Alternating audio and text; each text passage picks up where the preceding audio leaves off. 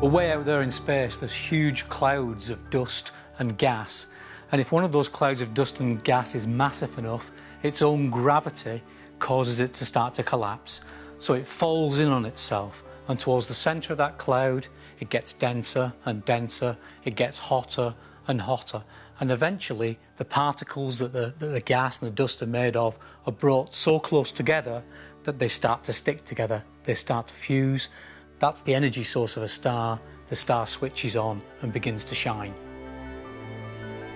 Inside every newborn star, hydrogen atoms are fused together to make helium. This process is called fusion, and it creates the energy that powers every star. What happens to a star during the rest of its life depends on how massive it is at its birth.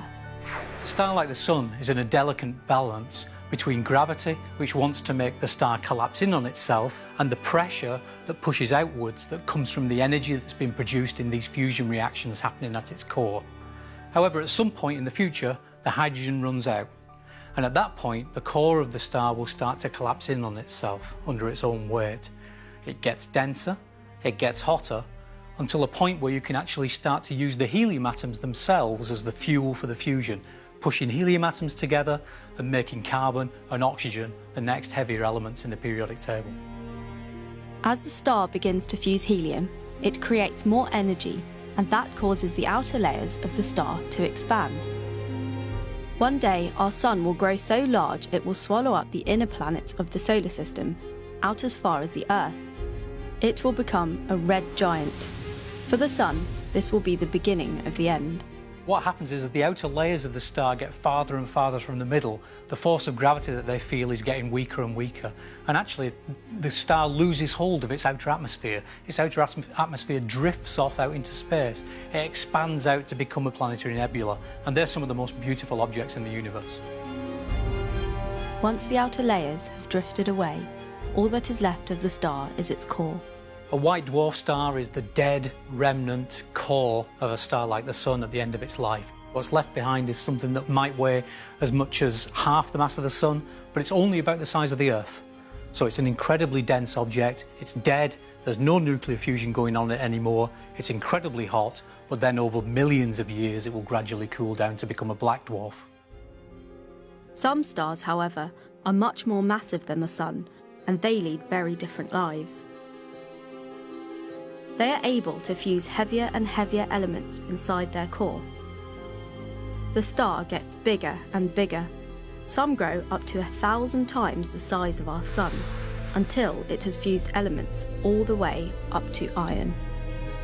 And once we've formed an iron core, there's no more energy can be got from fusion.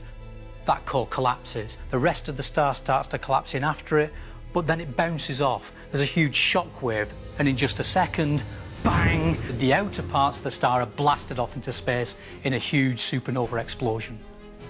These supernova explosions are so powerful that when one of these stars explodes, it can actually outshine the whole galaxy of which it's part, a galaxy of maybe 100,000 million stars. For these supergiant stars, all that is left is the super-dense core, known as a neutron star, an object that can have a mass greater than our Sun, but be less than 20 kilometers across.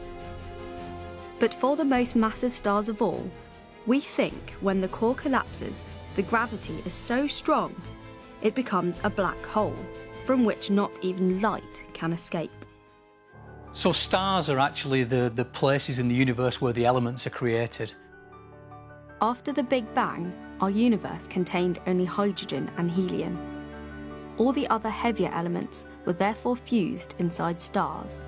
The amazing thing is that virtually everything you see around you was made inside a star billions of years ago, before the Sun and the planets were formed. And when that star died and blasted its guts out into space, that formed the raw materials from which our Sun, the planet Earth, and indeed ourselves were made.